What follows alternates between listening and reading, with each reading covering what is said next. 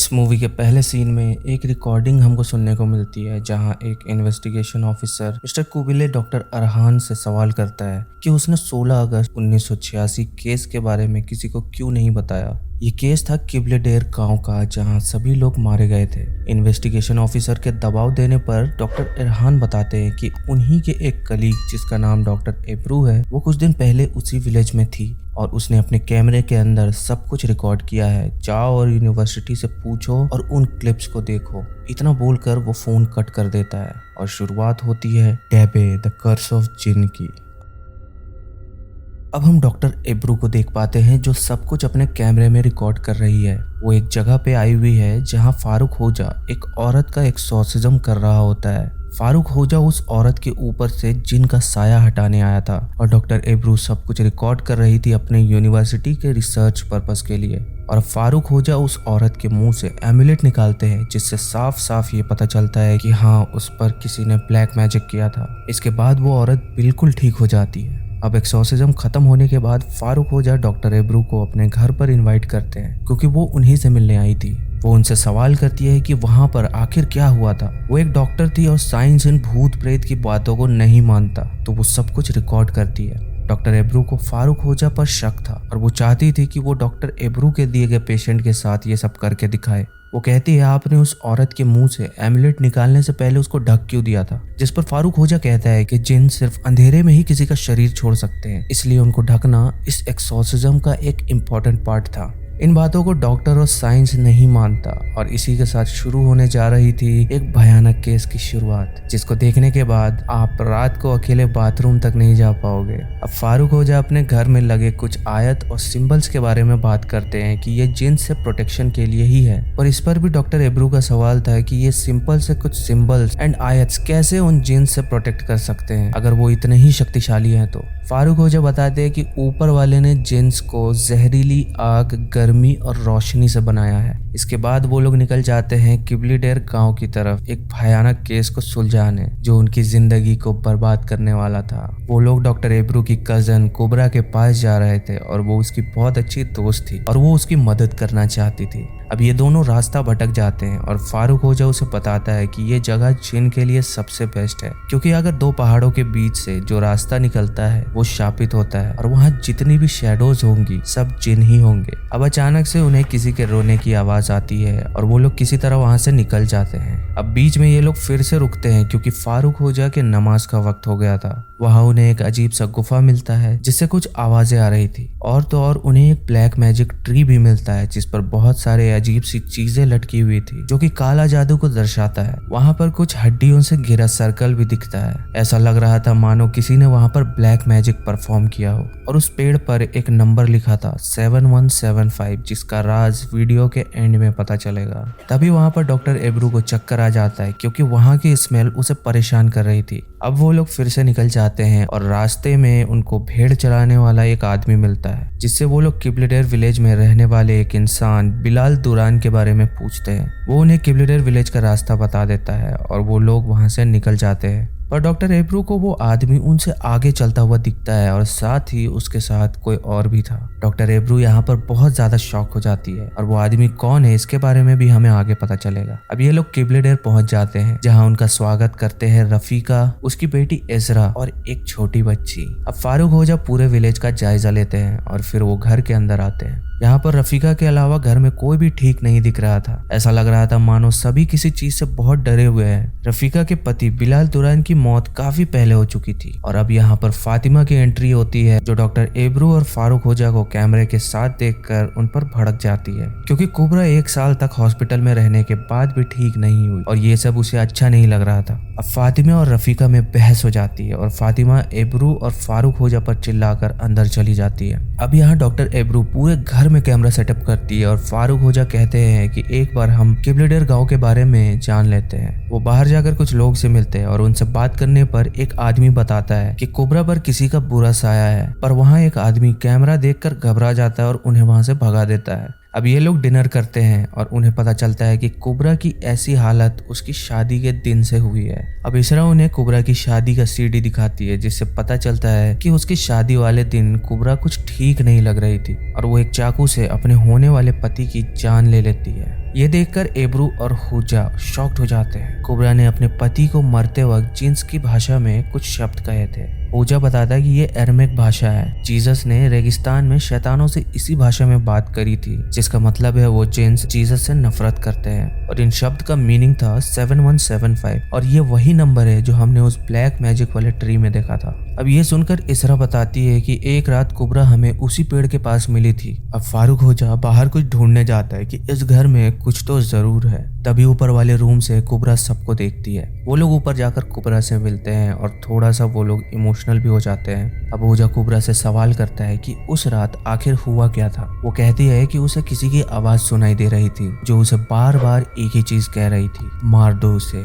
यानी कि उसके होने वाले पति इरदाल को। वो बताती है जिस रात वो उस ईवल पेड़ के नीचे चलकर गई थी तब उसको कोई आवाज सुनाई नहीं दी थी, पर उसको एक ऐसी चीज दिखी जो कॉफिन में बंद है। उसको सांस नहीं आ रही थी, कोई नेल्स उसके शरीर में घुसा रहा था, कोई उसका गला दबा रहा था और एकदम से उसकी मौत हो जाती है और वो एक बच्चे के रूप में जन्म लेती है जिसके माथे पे कुछ नहीं बस एक आंख थी। अब यहाँ फारूक होजा बहुत मायूस हो जाता है। अब ये लोग ऊपर एक रूम में जाते हैं जहाँ कुबरा के शादी का कुछ सामान रखा था। फारूक होजा रफीका से पूछते हैं कि उनके पति की मौत कब हुई थी, जिस पर वो बताती है जिस दिन कुबरा पैदा हुई थी। फारूक होजा उस घर में हर जगह आंख वाले सिंबल जैसा बीट्स लटका हुआ देखता है, जिस पर वो बोलता है कि ये सब जिन्स और शैतान को खुला इनविटेशन देते हैं और वो इन्हीं सब से हम पर नजर रखते हैं। वो सारे बीट्स को हटा देते हैं और होजा तुरंत ही एक्सोर्सिज्म शुरू करने को बोलता है और साथ ही ये भी कहता है कि हमारे पास टाइम बिल्कुल भी नहीं है। जिन्स अब और भी गुस्से में होंगे क्योंकि हम लोग यहाँ पर आए हैं।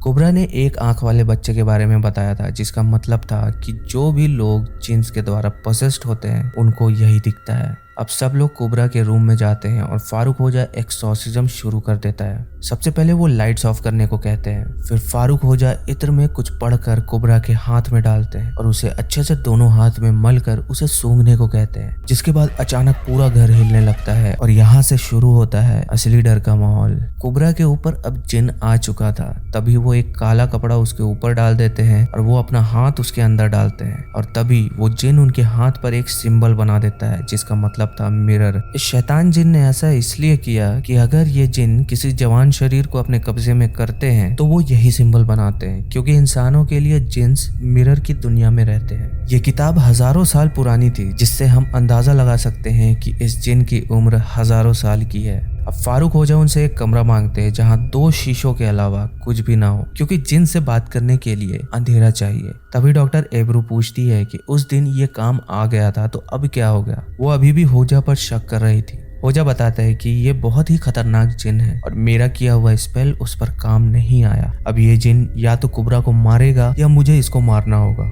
उसी रात कुबरा फिर से पोसेस्ड हो जाती है और शीशे के सामने खड़ी हो जाती है। अब जिन शीशे की दुनिया में रहता है तो वो बाहर आता है और सबके सामने जाने लगता है। पहले वो अपनी बहन और माँ के रूम में जाती है और फिर कैमरा के सामने आकर एक क्रीपी स्माइल करती है। फारूक होजा नींद से उठ जाता है क्योंकि उसको जिन के होने का एहसास हो गया था। ढूंढने पर उसे कुछ भी नहीं दिखता, पर हमें एक मकड़ी दिखती है दीवार पर और एकदम से हमें एक साया कुबरा के रूम में जाते हुए दिखती है। कुबरा सो जाती है और वो जिन अंधेरे में कहीं गायब हो जाता है। अगली सुबह वो लोग ब्रेकफास्ट करते हैं और उसी वक्त एब्रू के मुंह से कुछ बाल और मांस का टुकड़ा निकलता है जो कि काफी अजीब था। अब कुछ देर बाद होजा उस रूम में जाता है जहाँ 2 मिरर के अलावा कुछ भी नहीं था और अब होजा उस जिन से बात करने की कोशिश करते हैं और डॉक्टर एब्रू सब कुछ यहाँ पर रिकॉर्ड कर रही थी। अब होजा उस जिन को बुलाते हैं और वो हमारी दुनिया में आ जाती है। वो डॉक्टर एब्रू के पीछे ही थी और फारूक होजा उस जिन से पूछते हैं कि वो कुबरा के पीछे क्यों है। तभी वहाँ पर रखे मिरर टूट जाते हैं और सारे कैंडल्स भी बुझ जाते हैं। साथ ही उस जिन ने वहाँ पर कुछ सिंबल्स बना दिया था और इस सिंबल का मतलब था टॉयलेट स्पेल।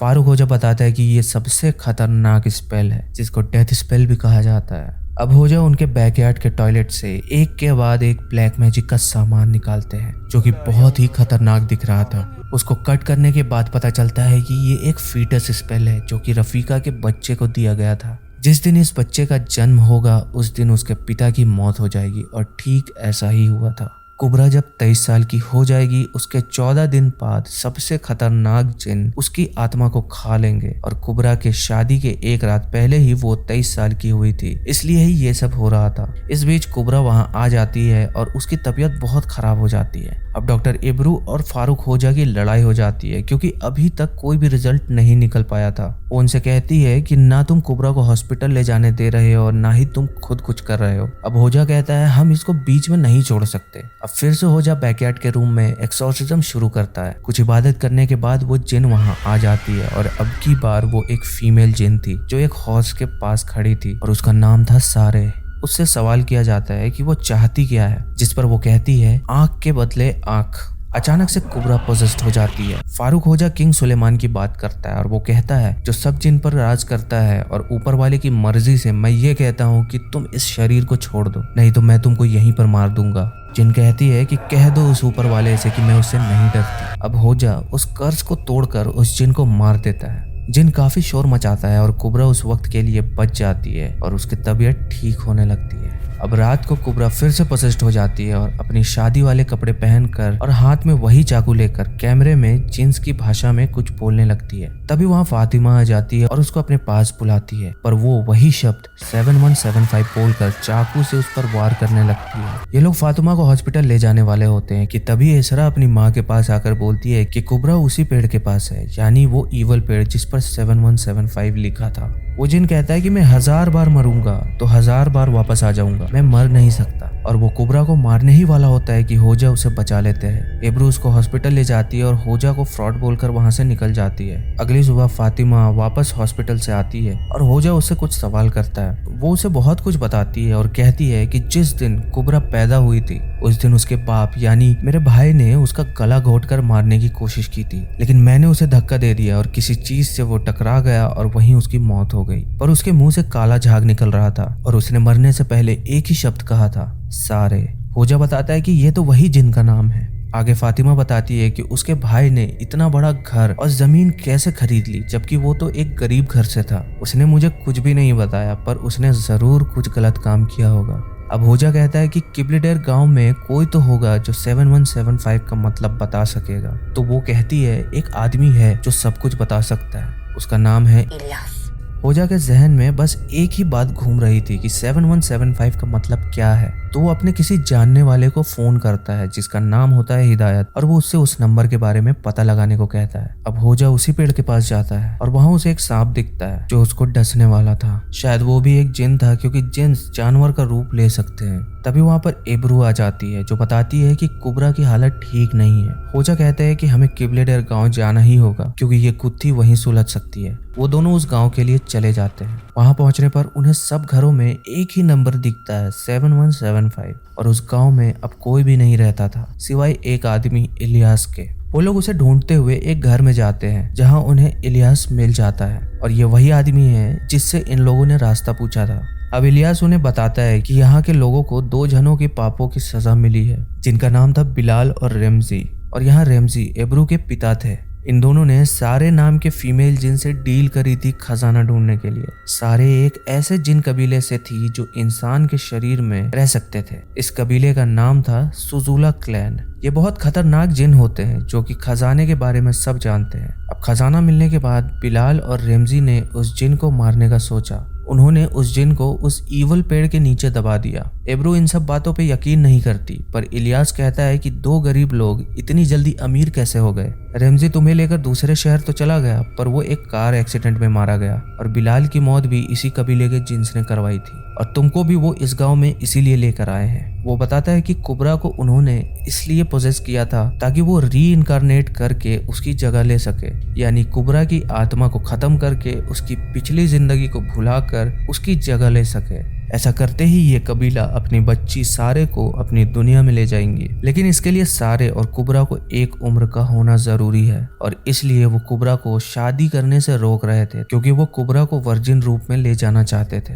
अब इस गांव के लोग क्यों मारे गए, इसका जवाब ये है कि बिलाल और रेमजी ने खजाने से कुछ पैसे गाँव वालों को दे दिए थे, जिससे पूरा गाँव कष्ट हो गया और उनके बच्चे डिफेक्टेड पैदा होने लगे और सभी ने सुसाइड कर लिया। ये सब इलियास इसलिए जानता था क्योंकि उसकी बीवी कोई इंसान नहीं एक जिन थी जिसका नाम था जहूरिये। आपको याद होगा कि शुरुआत में इलियास के साथ एक साया थी, वो उसकी बीवी ही थी जो कि एक जिन है। होजा इलियास से पूछता है कि क्या ज़हूरिया उनको सुन सकती है और क्या वो उनकी मदद कर सकती है कुबरा को बचाने के लिए। तब अचानक से घर की लाइट्स ऑफ हो जाती है और होजा को वो अंधेरे में कुछ बताती है और वो एक आंख वाला बच्चा दिखाती है, जिससे होजा बहुत डर जाता है और बेहोश होने लगता है। पर तभी इलियास वहां आ जाता है और कहता है कि उसकी बीवी ज़हूरिया नहीं चाहती कि वो यहाँ पर रहे। सुजुला क्लैन वाले जिन बहुत ही खतरनाक है और वो उन दोनों को ही मार देंगे, इसलिए वो उन्हें वहां से जाने को कहता है। बाहर आने पर वो देखते हैं कि उनके कार के ऊपर जिन्स के खूनी हाथों के छाप है।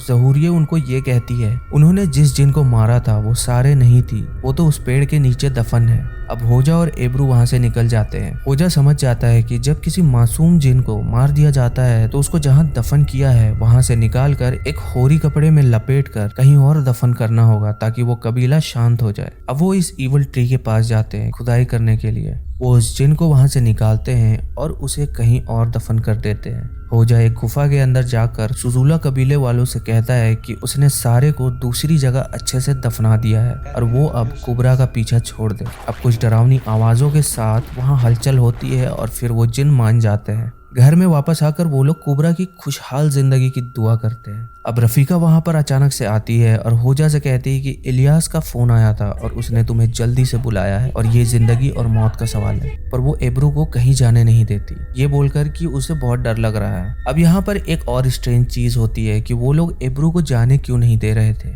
एब्रू अब अपने कमरे में जाती है जहाँ उसको कुछ चुभ रहा था। वो अपने अंडरगारमेंट को खोल कर देखती है तो उस पर किसी ने कुछ छुपाया था। उस पर किसी ने काला जादू किया था जिस पर एक शैतान पी कर रहा है और एक तरफ कुबरा की फोटो थी और दूसरी तरफ एब्रू की, और ऐसा लग रहा था कि ये भी टॉयलेट स्पेल है। होजा निकला था इलियास के पास, पर तभी रास्ते में उसके दोस्त का कॉल आता है जिससे उसने शुरुआत में 7175 के बारे में पता लगाने को कहा था। वो कहता है कि क्या तुमने मेरी भेजी हुई फोटो चेक करी जो उसने मेल किया था। वो मेल चेक करके उस फोटो को देखता है। उसका दोस्त उसको बताता है कि 7175 2000 साल पुराना एक कोड वर्ड है। क्रिश्चियनिटी में माना जाता है कि जीसस को एक क्रॉस में लटका कर मार दिया गया था, पर इस्लाम में इसका जस्ट अपोजिट है। वो होजा से कहता है कि 7175 को अरबिक में लिखो। अरबिक में लिखने पर एक वर्ड निकल कर आता है वीवो, जिसका लैटिन मीनिंग होता है आई एम अलाइव, यानी मैं जिंदा हूँ। उस समय जो जिन्स लोगों के द्वारा मार दिए गए थे या फिर दफना दिए गए थे, वो 7175 कहकर सबको याद दिलाते थे कि वो जिंदा है। तभी होजा को एहसास होता है कि सारे को तो जिंदा दफनाया गया था। वो पुरानी किताब में देखता है कि अगर किसी मरे हुए जिन को बाहर निकालो तो कर्ज खत्म हो जाता है, लेकिन अगर जिंदा जिन को बाहर निकाल दिया तो कर्ज और भी ज्यादा बढ़ जाता है। तभी वहां पर इलियास खून से लथपथ वहां आ जाता है और उससे कहता है कि ये क्या कर दिया उसने। वो उसकी मदद करने के लिए कार से निकलता है, लेकिन तभी इलियास एब्रू के बारे में पूछता है। उसी वक्त घर में कुबरा पूरी तरह पोसेस्ड हो चुकी थी और उसकी शक्ल भी बदल चुकी थी। रफीका और इसरा वहां आकर एब्रू को बेहोश कर देते हैं और इसरा कैमरा तोड़ने लगती है और ये काफी शॉकिंग था। उसी वक्त इलियास बताता है कि ये सब कुछ उन माँ बेटी का किया हुआ है, यानी रफीका और इसरा। वो सारे को कुबरा की बॉडी में नहीं, एब्रू की बॉडी में देना चाहते हैं। इलियास की बीवी ज़हूरिया को सुजुला क्लैन ने मार दिया था और वो हर जगह फैल चुके थे, और इसी तरह वो इलियास को भी मार देते हैं और उस होजा का पीछा करते हैं। पर वो वहां से किसी तरह बच के घर पहुंचता है और देखता है फातिमा मर चुकी है। उसके ऊपर एक बड़ा सा अजगर लिपटा हुआ है। वो वहां उस स्पेल को देखता है जिस पर बॉडी एक्सचेंज करने की विधि लिखी हुई थी। वहां रूम में बहुत सारे ब्लैक मैजिक का सामान देखकर होजा घबरा जाता है। वो बाहर एब्रू को ढूंढने पहुंचता ही है और वो जिन उसको एक कुएं में धक्का दे देते हैं और ऊपर से रफीका और इसरा उस पर पत्थर फेंकते हैं। अब रफीका एब्रू के ऊपर काला जादू करते हुए कहती है कि तुम्हारे पिता रेमजी की वजह से मेरी बेटी को सालों तक जिन्स ने परेशान किया है, लेकिन अब नहीं। वो कहती है कि अब वो लोग चैन से जिएंगे और एब्रू मरेगी। तुमने अपनी जिंदगी जी ली, अब हमारी बारी। ये कहकर वो एब्रू को एक कॉफिन में दफना देती है और कॉफिन के अंदर बहुत से जिन्स सांप के रूप में आकर उसको पोजेस कर लेते हैं। एंड में हमें पता चलता है कि वो तीनों वहां से भाग गए हैं और उनका पता अभी तक नहीं चल पाया। पुलिस उनके पीछे लगी है। साथ ही फारूक होजा को गाँव वालों के द्वारा रेस्क्यू कर लिया जाता है, पर उसके सर पर चोट आने की वजह से वो अब बेहोश ही रहते हैं। डॉक्टर एब्रू के बारे में उसकी माँ और यूनिवर्सिटी कुछ भी बात नहीं करना चाहते और इसी के साथ ये मूवी यहीं पर खत्म हो जाती है। दोस्तों उम्मीद है कि आपको ये वीडियो पसंद आई होगी। वीडियो को लाइक जरूर करना और अगर आपने भी कभी भी अपने आसपास ऐसा देखा या सुना है तो कमेंट करके जरूर बताना। मैं मिलता हूँ आपसे अपनी अगली वीडियो में, तब तक के लिए बाय।